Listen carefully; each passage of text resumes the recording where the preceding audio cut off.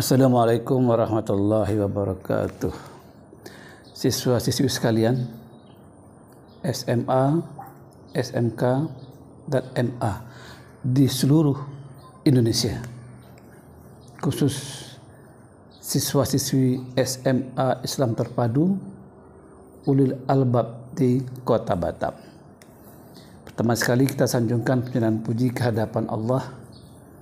Alhamdulillah, Allah masih memberikan rahmat dan karunia-Nya kepada kita, masih memberikan kita nikmat iman dan Islam.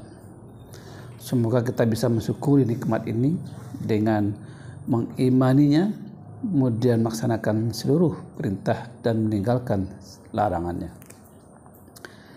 Salawat dan salam pada Nabi kita Muhammad SAW yang kita jadikan sebagai teladan kita dalam kehidupan ini. Siswa-siswi sekalian, bertemu kembali dengan saya Mukhlis Dendros dalam penyampaian materi pendidikan agama Islam untuk SMA, SMK, dan MA, yaitu kelas 11 tentang iman kepada Rasul-Rasul Allah.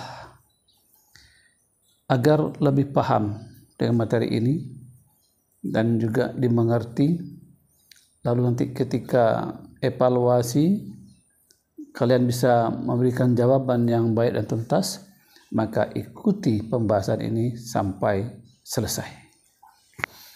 Pembahasan kita masih bab 4. Di materi yang lalu kita sudah bicarakan tentang makna Nabi dan Rasul, dan juga membicarakan tentang tugas-tugas khusus Rasul. Nah, sedangkan pembahasan kita pada hari ini yaitu tentang Nabi yang diberi julukan Ulul Azmi.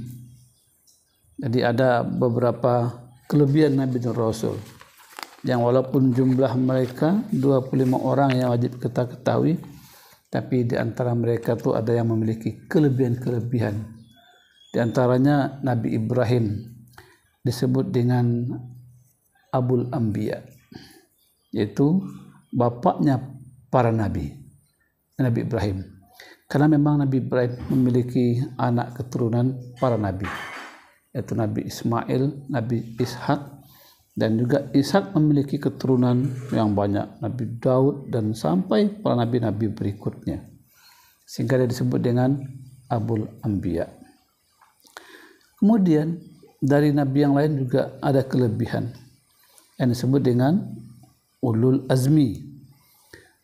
Ulul Azmi itu menurut bahasa artinya memiliki kemauan yang keras, kemudian mereka sabar, kemudian ketabahan mereka dalam menerima ujian, cobaan dari umatnya, ya, itu diberikan Allah ketabahan yang kuat, sehingga mereka itu tidak pantang menyerah, tidak baper menghadapi berbagai ujian itu.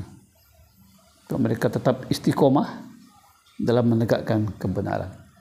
Itulah para nabi yang disebut dengan Ulul Azmi. Nabi-nabi yang lain juga memiliki kelebihan, tapi Ulul Azmi ini disebutkan ada 4 nabi dan rasul. Yang pertama Nabi Nuh alaihissalam. Kita kenal dengan kisah Nabi Nuh ini, yaitu pembuatan kapal yang mengarungi banjir besar yang menghantam dunia.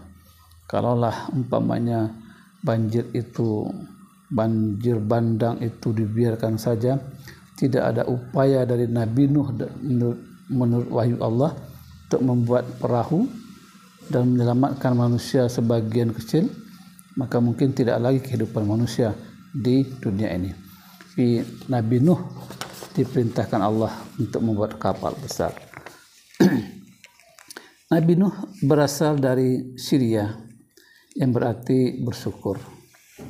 Nabi Nuh juga mendapatkan gelar oleh Allah SWT sebagai Abdus Syakur, hamba yang bersyukur pada Allah SWT. gelar itu berarti hamba yang banyak bersyukur ya atas nikmat yang diberikan oleh Allah SWT. Nabi Nuh alaihissalam nabi ketiga yang patut diimani setelah Nabi Adam dan Nabi Idris. Nabi Nuh banyak sekali ujian dan cobaan yang diberikan Allah kepadanya, yaitu bentuk-bentuk kekafiran, kesyirikan yang dilakukan oleh umatnya. Bahkan beliau walaupun sudah berdakwah selama 950 tahun, tapi anaknya sendiri tidak mau mengikuti agamanya. Tapi Allah mengatakan, yang beriman itulah yang dimaksud dengan keluargamu, sedangkan yang tidak beriman bukan keluargamu. Ini Nabi Nuh alaihissalam. Yang kedua, Nabi Ibrahim alaihissalam. Nabi Ibrahim adalah salah satu nabi dari 25 nabi yang wajib diimani oleh setiap umat Islam.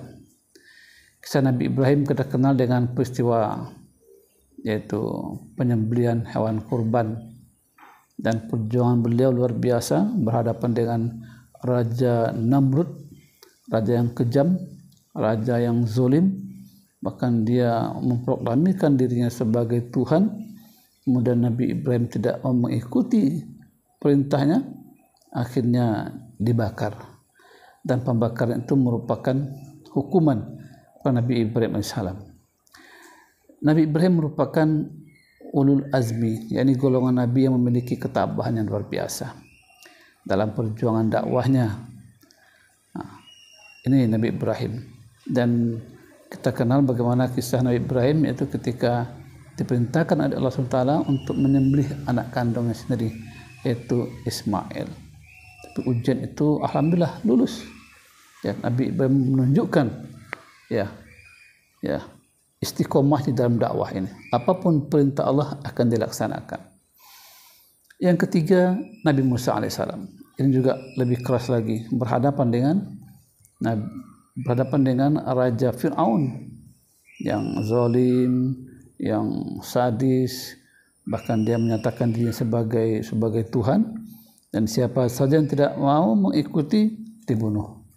Bahkan ketika Nabi Musa alaihissalam dilahirkan, ketika itulah dia telah memproklamirkan kepada masyarakatnya, siapa saja anak yang lahir pada hari ini bunuh, sebab dia khawatir dari mimpinya ada orang yang akan menghancurkan kekuasaan dan kerajaannya. Maka siapa saja yang lahir harus dibunuh. Nabi Musa disebutkan dalam Al-Quran itu sebanyak 136 kali. Karena memang banyak kisahnya yang dimuat oleh Al-Quran. Ya. Perjalanan Nabi Musa pada akhirnya diketahui bahwa Allah SWT tidak menyukai sewenang-wenang ataupun menganiaya orang lain. Terus dalam salah satu perintah Allah kepada Nabi Musa untuk melawan raja yang berkuasa pada zaman itu, yaitu Fir'aun. Ya, dia berhadapan dan akhirnya Nabi Musa mendapat mukjizat dari Allah, bisa membelah lautan, menyelamatkan umatnya dan menenggelamkan Fir'aun dan bala tentaranya. Nih, kisah Nabi Musa yang sangat heroik. Semua agama menceritakan kisah Musa ini, yaitu Yahudi dan Nasrani. Yang keempat, yaitu Nabi Muhammad SAW. Nabi Muhammad memiliki ketabahan, kesabaran yang luar biasa. Beliau mampu bertahan 13 tahun di Mekah, yaitu berdakwah, menyampaikan kebenaran, menanamkan tauhid kepada umatnya. Kemudian beliau akhirnya diperintahkan oleh Allah SWT untuk hijrah ke Madinah. Dan di Madinah lah maka Rasul bisa untuk membina umat ya dengan baik sampai berdiri sebuah daulah Islamiyah alamiyah, yaitu di Madinah Al-Munawwarah. Nabi Muhammad memiliki ketabahan yang luar biasa. Sejarah menceritakan bagaimana beliau itu diperlakukan tidak manusiawi, ya, dilecehkan, dihina, kemudian bahkan nyaris dibunuh. Tapi beliau mampu untuk bertahan dengan bantuan Allah SWT. Siswa-siswi sekalian, di mana saja kalian berada, ini kisah ulil azmi. Bisa juga dibaca dalam buku-buku lainnya untuk menambah wawasan, ya, pencerahan agar kita kenal betul dengan Nabi dan Rasul yang tabah dan sabar menghadapi ujian kehidupan ini. Demikian sekilas tentang ulil azmi. Mudah-mudahan bisa dipahami. Dukung terus channel pendidikan dan dakwah Mukhlis Dendros. Like, share, dan subscribe. Bila taufiq wal hidayah. Assalamualaikum warahmatullahi wabarakatuh.